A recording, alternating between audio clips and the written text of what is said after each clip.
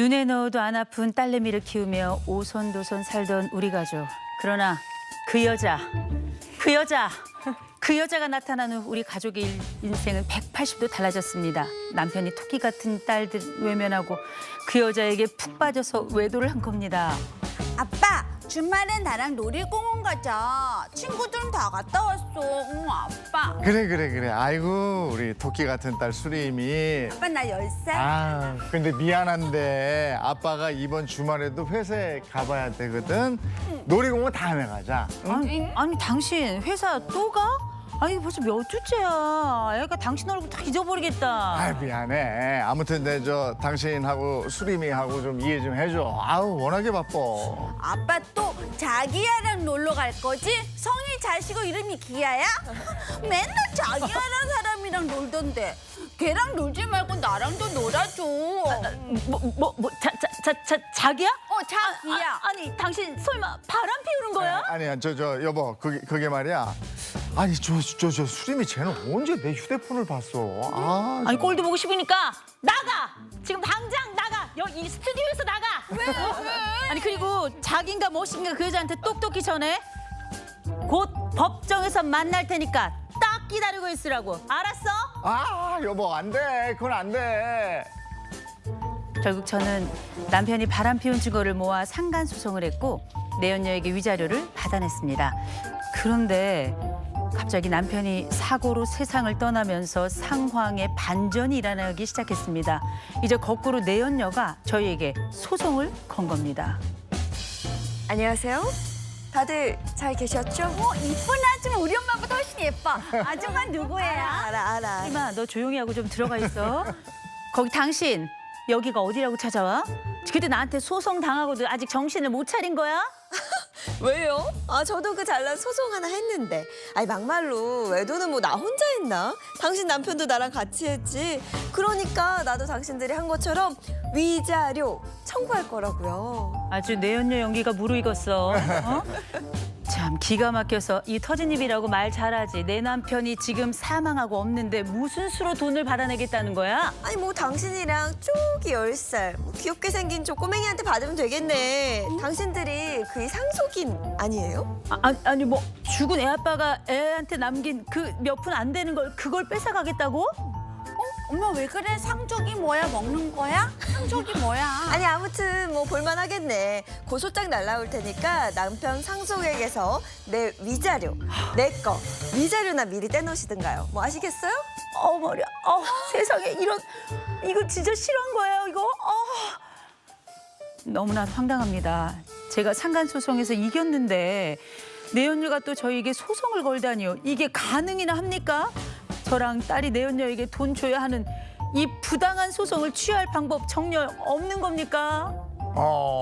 근데 이건 진짜 화날 것 같아요. 이거 진짜 자세히 좀 알아봐야 되겠네요. 구체적으로 어떻게 된 거예요? 네, 이 약간 역대급으로 황당한 소송을 겪게 된 아내 A 씨의 사연입니다. 이 사건의 전말은 이렇습니다. 이 A 씨가 2023년 남편 B 씨와 결혼하고 예쁜 아이 2명을 낳아서 살고 있었는데요.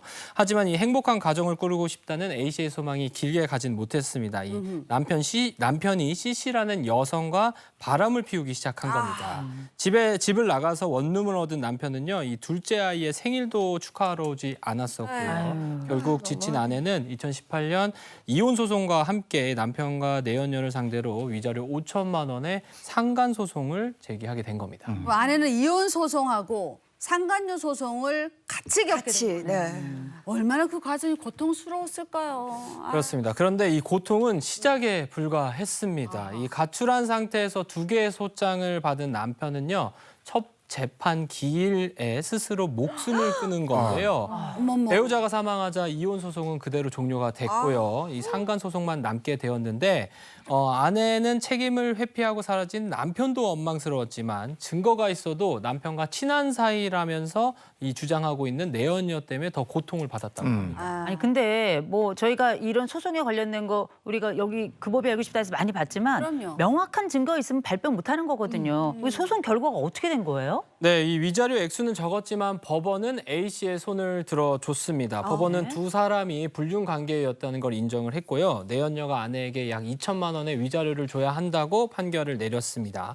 2018년 12월 소송을 접수한 아내는요, 2021년 7월 재판을 끝내고 드디어 이 사건에서 벗어나나 이렇게 생각했는데 네. 근데 또 다른 문제가 생겼습니다. 바로 이 상간녀가 아내와 그리고 10살도 되지 않은 이 두 아이들에게 상간 소송 위자료에 대한 구상권을 청구하게 된 겁니다. 아니 불륜에 대한 죗값으로 위자료 2천만 원을 냈는데 왜 그걸 아내랑 자녀들에게 또 나눠내라고 하는 거예요? 네, 이게 이 대법원 판례에도 언급됐던 공동 불법 행위자의 부진정 연대 채무 개념을 끌어온 것인데요. 쉽게 말해서 잘못은 둘이 했는데 이거를 혼자서 책임지는 것은 억울하니까 상대방에게 구상권을 청구하겠다는 겁니다. 일반적으로 이 공동불법 행위자인 B 씨를 상대로 이 구상권을 청구해야 하겠지만 B 씨가 사망했기 때문에 이 남편 B 씨가 사망했기 때문에 구상권 지급 채무가 아내와 아이들에게 이 상속되게 됐고 내연녀는 아내와 아이들에게 대신 돈을 돌려달라고 구상권을 청구한 겁니다. 아니 남편은 소송 중에 사망한 거잖아요. 네. 근데 이걸 저 망자에게 구상권을 청구할 수 있나요?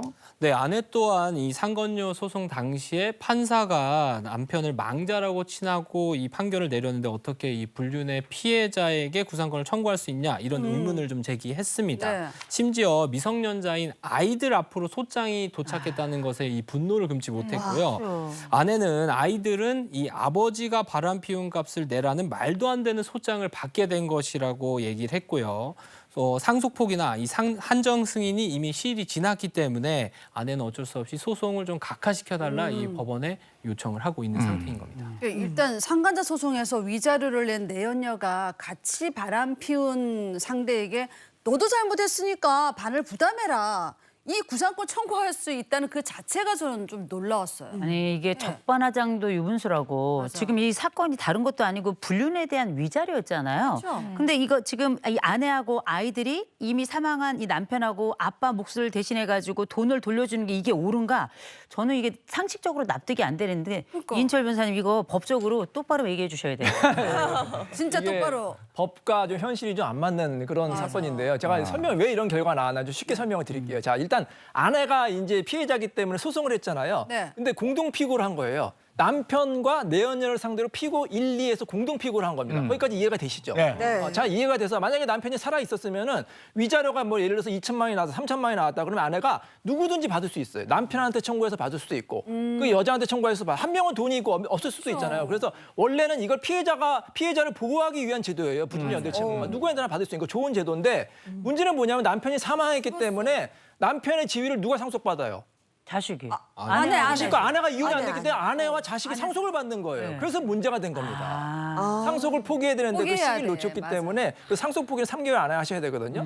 놓쳤기 때문에 남편의 지위를 아내가 상속받고 또 아버지의 지위를 자녀가 상속받기 때문에 이런 문제가 생기는 거예요. 네. 소송을 했는데 결론적으로는 아내가 이제 900만 원을 이제 지급해야 된다는 결론이 나왔거든요. 네. 이해할 수 없긴 한데 어쨌든 현행법상으로는 어쩔 수가 없습니다. 결국 아내가 소송에서 지면서 위자료 2천만 원에서 거의 절반 가량을 돌려줘. 그 상간녀에게 돌려줘야 되는 그런 경우였어요. 맞아. 근데 이제 아내와의 소송에서 이기니까 그 다음에는 그 자녀 쪽으로 또 간 거 아니야 소송이요. 네. 맞습니다. 네. 그러니까 판결의 합의를 확정도 똑같은 논리를 적용해서 자녀들에 대한 소송도 진행이 됐고 결국에는 받아들여졌어요. 이 자녀들에 대한 사건도 항소심까지 진행이 됐는데요. 법원 아이들도 위자료 일부를 부담하는 게 맞다 이렇게 판단을 했고요. 자기 상속분인 7분의 2 범위 내에서 이 700만 원 가량을 내연녀에게 지급해야 된다 이렇게 판단을 했어요. 이게 상당히 좀 불합리하다고 느껴지고 안타까워하시는 분들 많고 무엇보다 당사자 너무나 안타까울 네. 것 같은데요. 그런데 이 변호사님께서도 잘 설명해 주셨지만 대법원의 일관된 입장 그리고 우리 법리에 따라서 공동 불법 행위자 간에는 서로 연대 책임을 지게 되고 누군가가 자기 부담 부분을 넘어서서 변제를 하게 되면 그 내부적인 관계에서는 구상권을 청구할 수 있는 권리가 생겨버려요. 그런데 채무를 상속을 받았으니까 이 거기에 대한 자신의 권리를 행사하게 되고 내연녀가 그래서 이 소송이 받아들여진 것으로 보입니다. 이 아내는 내연녀한테 위자료 2천만 원 받고 또 5년 동안 그 소송하고 1,500만 원 다시 돌려주고. 아니 근데 이게 아무리 법이 그렇다 그래도 네. 지금 이 상황을 보면 이 가정이 불륜 때문에 파탄이 났잖아요. 그런 상태에서 그러니까 아내하고 지금 자녀들 같은 경우는 이 두 번째 소송을 통해 가지고 두 번 상처를 입게 되는 건데 제가 볼 때 이거는 국민 감정, 이 법 감정, 이 실제랑 너무 차이가 나는 것 같은데 이인철 변호사님 이거 좀 바꿔야 되는 거 아니에요? 개선해야 되는 거 아닙니까? 우리나라 이제 법이 좀 사는 좀 문제가 있다고 봐요. 우리나라 법의 원조가 어딘지 아세요? 우리나라 법의 원조. 법의 원조? 자, 거슬러 올라가 우리나라 법의 원조는 일본입니다. 일본 식민지에서 발달된 거고 일본은 또 어디서 차용했는지 아세요? 독일. 아. 그래서 우리나라가 이제 독일법이에요. 그래서 그 독일법은 뭐냐면 굉장히 엄격해요. 이 법이라는 거는 딱 거기에 지켜야 됩니다. 네. 판례도 거기서 나오고. 근데 네. 제가 얼마 전에 미국을 갔다 왔거든요. 미국은 법이 없어요. 우리나라 같은 법이 없습니다. 예? 법이 없는데 어떻게 하냐? 네. 다 판례가 생기는 거예요. 그때마다. 그때 생긴다. 그리고 민사재판도 이 국민들이 참여를 해요. 아하. 민사재판도 이거 주얼이라고 해서 배심원이 참여해서 그때마다 상식에 맞는 그 재판하거든요. 저는 그걸 도입해야 된다고 봐요. 그러니까 이번 사건 보세요. 이 성문법을 너무 엄격하게 하니까 이렇게 말도 안 되는 결과가 나왔잖아요. 그래서 미국처럼 이게 배심원도 좀 나와서 그때마다 왜냐하면 이 법 조항이라는 게 이 많은 케이스를 어떻게 다 포함하겠어요. 맞아요. 그렇기 때문에 맞네. 조금 이렇게 좀 유연하게 바뀔 필요가 있다고 생각이 듭니다. 네,